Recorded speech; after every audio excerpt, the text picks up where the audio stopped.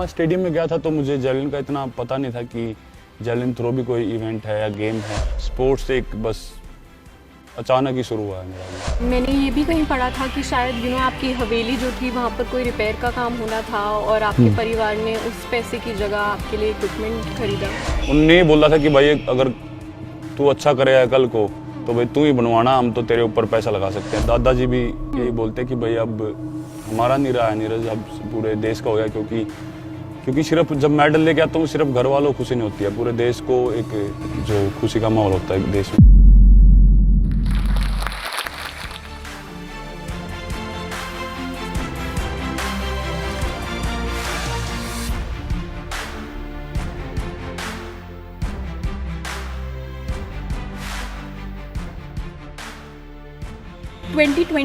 Olympics के लिए सारी होप अब आप पे है जैवलिन के लिए, उससे आपको क्या फीलिंग आती है? क्या आप नर्वस हो, एक्साइटेड हो? नहीं, नर्वस नहीं है, काफ़ी अच्छा लगता है क्योंकि कुछ एक खिलाड़ी होते हैं जिन पे लोग काफ़ी उम्मीद लगा के बैठते हैं अपने देश के लिए और ओलंपिक्स में खासकर। तो मैं ये सोचता हूँ कि हाँ, लोगों को उम्मीद है तो ये हमारे लिए अच्छी बात है, हमको इससे मोटिवेशन मिलता है तो हम और ज़्यादा ट्रेनिंग करते हैं फिर। और मतलब ये जैवलिन का जो सफ़र है वो आपके लिए काफ़ी कैजुअली शुरू हुआ, राइट? मैंने कहीं पढ़ा था कि आपने शायद पहली बार बस जैवलिन एक उठा के मज़े में ही फेंका था, तो फिर वहाँ से और फिर अब प्रोफेशनली ये कैसे हुआ? हाँ, मैं स्टेडियम में गया था तो मुझे जैवलिन का इतना पता नहीं था कि जैवलिन थ्रो भी कोई इवेंट है या गेम है, क्योंकि कोई इंडिया में कोई एथलीट ऐसा नहीं था जिसको हम देख सके कि भाई इसका ओलंपिक में, एशियन गेम्स में ऐसे मेडल हैं। तो काफ़ी कम एथलीट थे जो इंटरनेशनल लेवल पे जैवलिन थ्रो में थे। तो कुछ एक थे वो, उनका इतना कुछ पता नहीं होता था। पर हाँ, ये है कि जब मैंने स्टार्टिंग में कोई प्रोफेशनली ऐसे पता नहीं था, ऐसे ही बस ट्राई किया था, तो जो वहाँ पे जो मेरे सीनियर प्लेयर थे तो उन्होंने देखा कि काफ़ी अच्छा थ्रो है, तब उन्होंने मुझे मतलब गाइड किया था कि भाई आप हमारे साथ ट्रेनिंग शुरू करो और काफ़ी अच्छा कर सकते हो आगे। तो तब से ही मैंने जैवलिन शुरू किया था।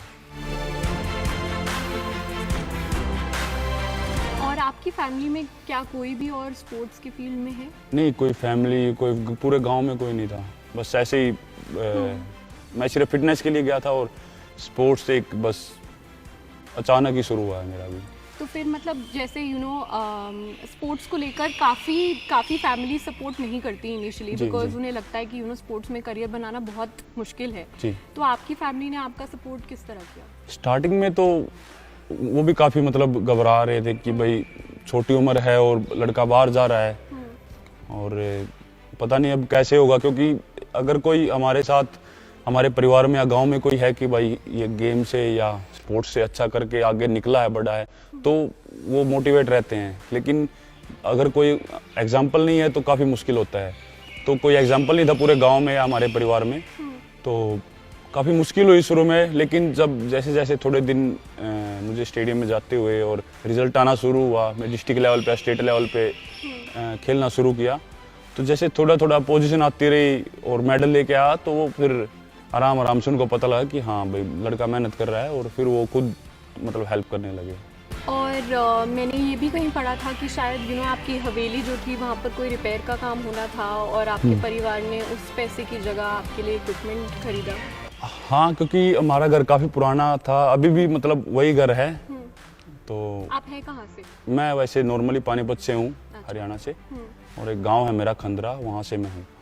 तो जी, घर का काम करवाना था, तो बस ऐसे ही करके कि भाई मेरा गेम चल रहा था, मुझे ज़रूरत पड़ती थी, तो उनने बोला था कि भाई अगर तू अच्छा करेगा कल को तो भाई तू ही बनवाना, हम तो तेरे ऊपर पैसा लगा सकते हैं। तो ऐसे करके उन्होंने मतलब हेल्प की थी काफ़ी मेरी।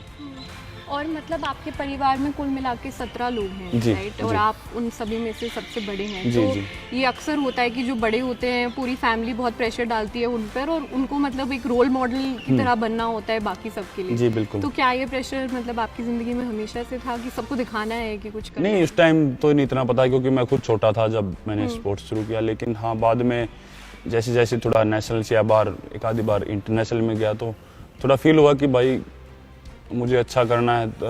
मतलब अपने परिवार में जो मेरे छोटे ब्रदर सिस्टर हैं उनको काफ़ी इस चीज़ से मोटिवेट मिलेगा, और जो घर वाले हैं वो भी वो करेंगे, मतलब हेल्प करेंगे उनको आगे अगर उनको सपोर्ट करना है। पर यह है कि मैं कभी प्रेशर नहीं लेता इस चीज़ का, मैं बस अपना स्पोर्ट्स पे फोकस करता था और उसके करते करते अभी मेडल आ गए हैं। तो सिर्फ खुशी इस बात की है कि सिर्फ मेरी फैमिली के ही नहीं, बाकी बच्चे भी मतलब उनको भी मैं एक मोटिवेट कर पा रहा हूँ। हाँ। और अब हम थोड़े से पर्सनल क्वेश्चंस करेंगे, थोड़े से फन टाइप के। तो मतलब जब आप ट्रेन कर रहे होते हो तो वो कौन सा गाना है जो आप बार बार लूप पे सुनते हो?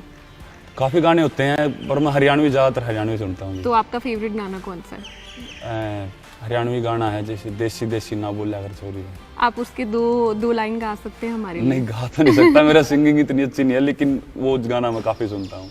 ठीक है। और आपके सबसे फेवरेट एक्टर या एक्ट्रेस क्या है? या आप बॉलीवुड मूवीज़ का शौक रखते हो?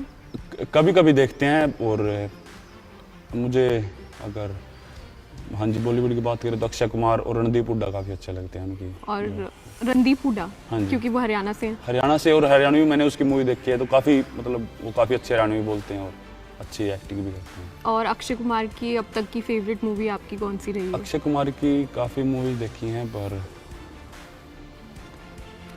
काफ़ी मूवीज है, कोई ऐसी वो नहीं है। अभी केसरी देख के आया था, वो भी अच्छी लगी उनकी। बट किसी मूवी का कोई एक डायलॉग जो आपके साथ रहा हो? ये हमने अक्सर देखा है कि काफ़ी सारे स्पोर्ट्स जो खिलाड़ी होते हैं उनका एक जो लाइन होता है वो उनके दिमाग में हमेशा चलता रहता है। तो ऐसी कोई लाइन है जो आपके?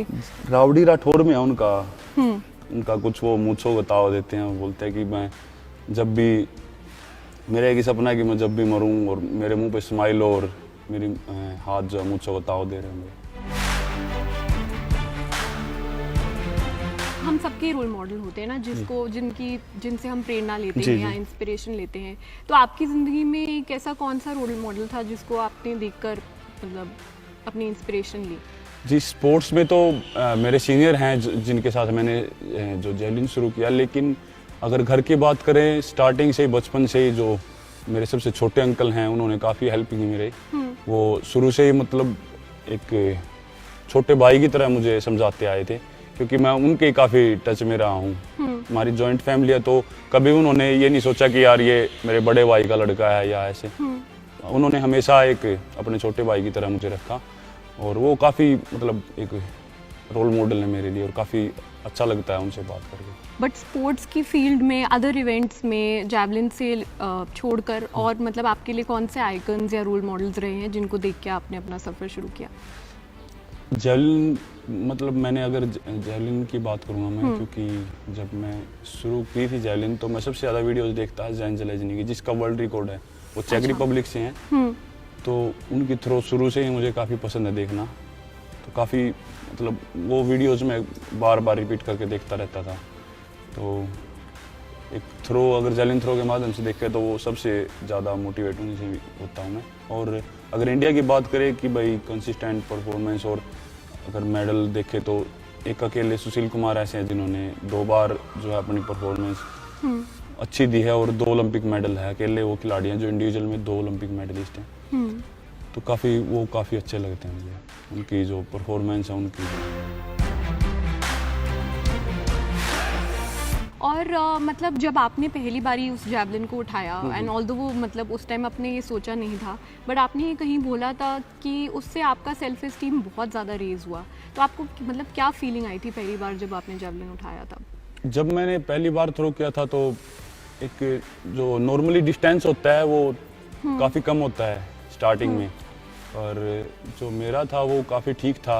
फर्स्ट टाइम जैसे हम ट्राई करते हैं तो मुझे तो इतना पता नहीं था कि भाई कैसा है, लेकिन जो बाकी के जो सीनियर थे उन्होंने बताया कि भाई काफ़ी अच्छा है ये डिस्टेंस, एक स्टार्टिंग में जो प्लेयर शुरू करता है। तो उसी टाइम रियलाइज़ हुआ था ये। अब आपको जैवलिन थ्रो करते हुए कितना टाइम हो गया आपको ट्रेनिंग करते हुए?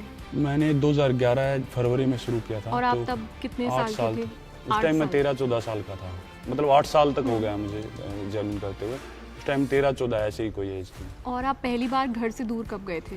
उसी टाइम चला गया था जी, 2011 में चला गया था। क्योंकि 2011 हाँ, क्योंकि घर से स्टेडियम में आने में काफ़ी टाइम लगता था, लिफ्ट वगैरह लेके आना पड़ता है या बस से आना पड़ता था, तो काफ़ी प्रॉब्लम होती थी और टाइम भी काफ़ी लगता था। तो मैंने डिसाइड किया कि मैं उधर पानीपत ही रूम लेके अपने सीनियर्स के साथ वहीं पे रह लूँगा। तो उसी टाइम जब शुरू किया था तो छोटा था, जब भी बाहर रहने लगा। और मतलब 13 साल की उम्र पे घर से दूर रहना, क्या आपको कभी डर नहीं लगा? क्या आप कभी सोचा था कि मैं एक दिन बस भाग के छोड़ के वापस चले जाऊँ? नहीं, वो बिल्कुल शुरू में जब मैं फिटनेस के लिए जाता था तब थोड़ा फील होता था कि यार, क्योंकि मेहनत करते हैं तो काफ़ी थकावट भी होती है और शरीर बॉडी में पेन भी होता है, तो मैं सोचता था कि यार नहीं, आज नहीं जाऊँगा ऐसे कट मारने के। लेकिन स्पोर्ट्स ऐसी चीज़ है जो कोई ज़बरदस्ती आपको करवाना चाहे तो आप एक अच्छे लेवल पे नहीं कर सकते, वो आपके अंदर से आवाज़ आएगी और आपका खुद का जुनून होगा। लेकिन जब मैंने जेवलिन शुरू किया तो एक खुद के जुनून से मैंने शुरू किया था, कोई किसी का उस पर फिर फोर्स नहीं था, और मैं घर से भी निकला तो मुझे फिर कभी डर नहीं लगा। मैंने किया है तो सिर्फ अपनी मर्जी से और अपने सच्चे मन से किया, इसीलिए आज यहाँ पे हूँ। स्टार्टिंग में होता है लेकिन बाद में आपको अपने मन से करना ही पड़ेगा, तभी आप जो है एक अच्छे लेवल पे पहुँच सकते हैं। और अब आप घर कितना जा पाते हो आज की डेट में? काफ़ी कम जा पाता हूँ, क्योंकि जब गेम शुरू होते हैं तो हमारे कैंप लगभग बाहर ही रहते हैं, यूरोप में या दूसरी कंट्रीज में, तो कम से कम भी कई बार तो 10-11 महीने या 1 साल भी हो जाता है घर पे नहीं जा पाता। लेकिन कभी कभी अगर मैं इंडिया में हूँ तो 2-3 महीने में एक बार चला जाता हूँ। और आई थिंक ये कोई इंटरव्यू था जहाँ आपने बोला था कि 1 साल था जब आप शायद घर सिर्फ 4-5 घंटे के लिए गए थे, और तब आपकी दादी टीवी पे देख रही थी आपको और उन्होंने बोला कि अब ये सिर्फ हमारा चोपड़ा नहीं बट देश का चोपड़ा बन चुका है। जी, मेरी दादी जी तो काफ़ी साल पहले, जब मैं स्पोर्ट्स भी नहीं शुरू किया तो भगवान को प्यार हो गए थे। लेकिन मेरे अंकल हैं छोटे वाले, और जो पापा हैं वही बोलते हैं, दादाजी भी यही बोलते हैं कि भाई अब हमारा नहीं रहा है नीरज, अब पूरे देश का हो गया, क्योंकि सिर्फ जब मेडल लेके आता हूँ सिर्फ घर वालों को खुशी नहीं होती है, पूरे देश को एक जो खुशी का माहौल होता है देश में, वो मुझे भी ऐसा लगता है कि यार देश के लिए कुछ कर पा रहे हैं। तो इसलिए घर वाले भी ये बोलते हैं कि भाई अब सिर्फ हमारा नहीं है, देश का है, तो अपना देश के लिए अभी खेलो। मेरा ध्यान सिर्फ उसी पे रहता है कि मुझे जेवलिन थ्रो करना है और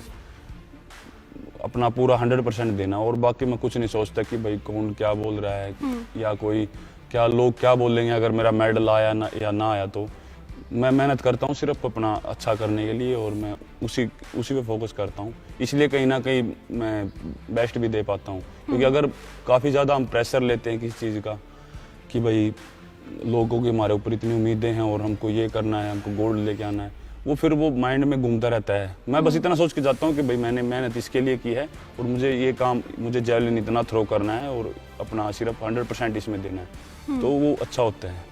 तो मैं इस चीज़ का कभी प्रेशर नहीं लेता। थ्रो करने के टाइम पे मतलब आपको ऑब्वियसली बहुत ज़्यादा फोकस करना होता है, राइट? तो आपके दिमाग में मतलब वो एक बात क्या चल रही होती है जब बस आप परफॉर्मेंस का टाइम आता है और अब आपको थ्रो करना होता है? जब हम जेवलिन लेके जब रन अप पे खड़े होते हैं तो बहुत ज़्यादा पब्लिक होती है ग्राउंड में, कितने हज़ारों लाखों जो है ऑडियंस, मतलब सॉरी पब्लिक होती है वहाँ पे जो देखने वाले होते हैं दर्शक। लेकिन हमको 1% भी फील नहीं होता कि हम मतलब इतने लोग चिल्ला रहे हैं या कुछ हो रहा है। बस उस टाइम अपना 100% जो है थ्रो पे फोकस होता है। वो बाद में पता चलता है कि भाई हाँ लोग इतना चिल्ला रहे थे या कोई कुछ बोल भी रहा था, क्योंकि हम जब जेवलिन लेके दौड़ते हैं तो सिर्फ पूरा 100% हमारा सिर्फ थ्रो पे कंसंट्रेट होता है। एंड आपकी कोच की आपकी ज़िंदगी में क्या रोल रहा है? कोच का जी एक खिलाड़ी की लाइफ में जैसे एक खिलाड़ी की एक मेहनत होती है वैसे ही कोच की खिलाड़ी के ऊपर होती है, क्योंकि जैसे एक खिलाड़ी का सपना होता है कि मेडल लेके आना, वैसे ही कोच का भी है कि भाई हमको मेडल दिलवाना है। क्योंकि वो बोलते हैं ना कि भाई अपना सपना किसी और से पूरा करवाना, वो काम होता है कोच का कि भाई वो उनकी मेहनत भी उसके साथ जुड़ी होती है। तो वो काफ़ी प्लेयर की काफ़ी हेल्प करते हैं। कोच का काफ़ी बड़ा एक जो है हाथ होता है खिलाड़ी की लाइफ। तो मतलब जब इंजरी होती है ना, अक्सर ये बहुत सारे स्पोर्ट्स जो भी खिलाड़ी होते हैं उनकी ज़िंदगी में हमेशा ऐसा होता है। तो मतलब आप उस इंजरी से बाहर कैसे आते हैं?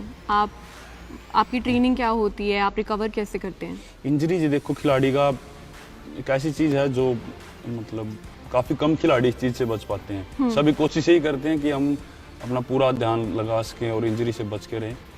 लेकिन इंजरी का पता नहीं लगता कभी भी कि किस मोमेंट में क्या हम कर रहे हैं, किस टाइम आ जाए। पर इंजरी आती है तो हमें एक ही चीज़ रखना चाहिए, बस थोड़ा सब्र रखना चाहिए, क्योंकि अगर हम जल्दबाजी करते हैं तो वो और ज़्यादा बढ़ जाती है। बस हमको थोड़ी शांति रखनी चाहिए, अच्छे डॉक्टर या फिजियो के साथ मतलब उसका ट्रीटमेंट चलवाना चाहिए। जब एक नई चीज़ शुरू करने जाते हैं तो बहुत लोग घबराते हैं और बोलते हैं ना कि हमारे पास रिसोर्सेज नहीं है, हमारे पास पैसे नहीं है, हम ये शुरू नहीं कर पाएंगे, स्पोर्ट्स खेलना मतलब बहुत इसमें एफर्ट लगेगा, बहुत पैसा लगेगा। तो आपका उन सब के लिए क्या मैसेज है? बिकॉज आपने ये खुद शुरू करा, ना ही आपका आपका आप बहुत हम्बल बैकग्राउंड से, बट आज जो आपने नाम कमाया है वो खुद के बल पे कमाया है। तो आपका उन लोगों के लिए क्या मैसेज है? देखो जी, अगर हम बाकी गेम्स की बात करें तो आदमी को कुछ ना कुछ सोर्सेज मिल जाते हैं। अगर बॉक्सिंग या रेसलिंग करें तो काफ़ी अखाड़े या काफ़ी सेंटर है जहाँ पे आप सीख सकते हैं, लेकिन जेवलिन थ्रो एक ऐसा इवेंट है जो इंडिया में बहुत ही कम देखने को मिलता है। अभी थोड़ा सा बढ़ गया, लेकिन जब मैंने शुरू किया था तो मुझे खुद नहीं पता था कि मैं क्या कर रहा हूँ। सिर्फ ये था कि भाई मैंने ये शुरू किया है तो मेरी उस काम में लगन हो गई थी, अपने काम से जो होती है, तो मैंने सिर्फ शुरू कर दिया था। मैंने कभी ये नहीं सोचा कि यार मैं कल क्या मेरा फ्यूचर होगा इसमें, क्या मैं करूँगा। सिर्फ मुझे मेहनत करनी थी, वो मैंने अपने सच्चे मन से की। तो मैं यही बोलूँगा कि आप कुछ भी अगर काम कर रहे हैं तो आपका 100% उसमें होना चाहिए और आपकी 100% दिल से मेहनत उसमें करो तो बिल्कुल अच्छा कर पाओगे आगे। और आज तक के सफ़र में मतलब आपका सबसे ज़्यादा चैलेंजिंग या टफ पीरियड कौन सा था? सबसे ज़्यादा चैलेंजिंग सबसे स्टार्टिंग का ही होता है जी, सभी का मेरे हिसाब से, क्योंकि स्टार्टिंग में जो एक लाइनिंग होती है ना, वो काफ़ी डिपेंड करती है कि भाई आप स्पोर्ट्स शुरू कर रहे हो तो आपके पास कैसे कोच हैं, कैसे सीनियर्स हैं। अगर वो अच्छे से आप आगे निकल जाते हो उनमें, और उसके बाद तो अपने आप रास्ते खुल जाते हैं, आपको नॉलेज आता रहता है थोड़ा थोड़ा। तो सबसे स्टार्टिंग में ही काफ़ी मुश्किल था मेरे लिए। और अब जबकि आपने मतलब सफलता पाई ही है और अगेन एंड अगेन आप बार बार नाम कमा रहे हैं, कॉम्पिटिशन्स जीत रहे हैं, तो अब जब आप घर जाते हो और अपने गांव में जाते हो और लोग आपको रिकग्नाइज करते हैं तो आपको क्या महसूस होता है? काफ़ी अच्छा लगता है जी। पहले गांव में भी जब मैं शुरू कर रहा था तो गांव में काफ़ी आदमी लोग ऐसे थे कि भाई क्या कर रहे हो आप, क्यों बच्चे को वहाँ पे भेज रहे हो इतनी कम उम्र में, आगे जाके बिगड़ जाएगा ये वो, क्योंकि वही है, किसी का फ्यूचर देखा नहीं था गांव ने स्पोर्ट्स में। तो अभी मेडल लेके आता हूँ तो उनको भी, वो भी घर पे आते हैं, घर पे आके बधाई देते हैं। तो अभी काफ़ी जो है एक अच्छा माहौल है गांव में भी, और वो भी अपने बच्चों को जो है स्पोर्ट्स में डाल रहे हैं। और आखिरी में मतलब जोश की आपकी ज़िंदगी में क्या है अहमियत है? जोश तो जी सबसे ज़्यादा मैं तो, जैसे मेरा गेम होता है तो जोश का काफ़ी काम है उसमें। जैसे ही मैं थ्रो करने जाता हूँ तो एक अपने आप अंदर से आवाज़ आती है, जैसे आपने देखा होगा थ्रो तो हम चिल्लाते हैं, है ना, तो वो अपने आप अंदर से आती है। वो जोश काफ़ी ज़रूरी है हमारे लिए, और बिल्कुल जी जोश के बिना तो खिलाड़ी कुछ नहीं कर सकता, जोश तो बहुत ज़रूरी है। हमारे जो दर्शक हैं जोश टॉक्स के, वो सब 16 से 25 साल की उम्र में हैं और बहुत छोटे छोटे शहरों और गांव से आते हैं। वो अपनी ज़िंदगी के सबसे बड़े डिसीजंस आज की डेट में ले रहे हैं, तो आप उनके लिए मतलब एक बहुत बड़ी इंस्पिरेशन हो, तो आपको उनके लिए एक क्या मैसेज है? मेरे लिए सिर्फ यही मैसेज है कि जब भी डिसीजन लो जिसको आप अपने लिए लाइफ में सबसे ज़्यादा मानते हो और जो शुरू से ही आपके साथ रहा हो, उसके साथ आप बैठ के डिस्कस करो, और जो भी आपको लगता है कि ये मेरे लिए अच्छा है और हम इसमें आगे कर सकते हैं कुछ, और जिस चीज़ को आप दिल से पसंद करते हैं उस चीज़ में आप मेहनत करो, तो बिल्कुल आप खुश रहोगे और आप ज़रूर कामयाब होगे। Thank you so much Neeraj ji.